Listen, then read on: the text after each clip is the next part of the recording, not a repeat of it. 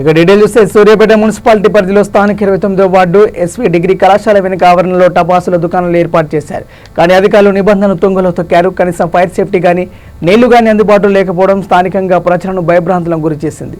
Ward councillor Anantula Yadagiri Goud దృష్టికి తీసుకువెళ్లగా ఆయన వెంటనే స్పందించి మీడియాతో మాట్లాడారు. నిబంధనలు తుంగలో తొక్కి కనీసం ఫైర్ సేఫ్టీ, ఫైర్ ఇంజన్ లేక ఖాళీ ఇసుక డ్రమ్ములు ఏర్పాటు చేశారని అన్నారు. దీనికి కారణమైన అధికారులపై చర్యలు తీసుకోవాలని జిల్లా కలెక్టర్ తేజస్ నందలాలను కోరారు.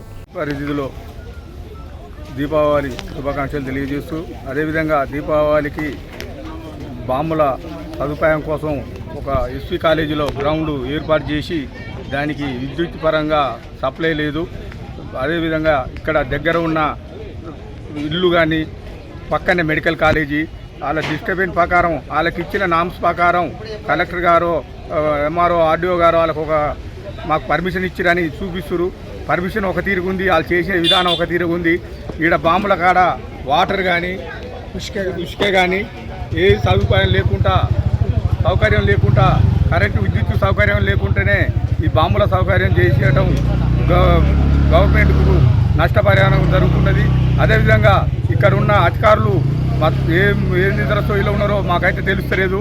ఈడ ఏ విధంగా పర్మిషన్లు ఇచ్చిరో కూడా మాకు అంతు దొరకలేదు. స్థానిక ప్రజలు భయబాంధులకు గురవుతున్నారు.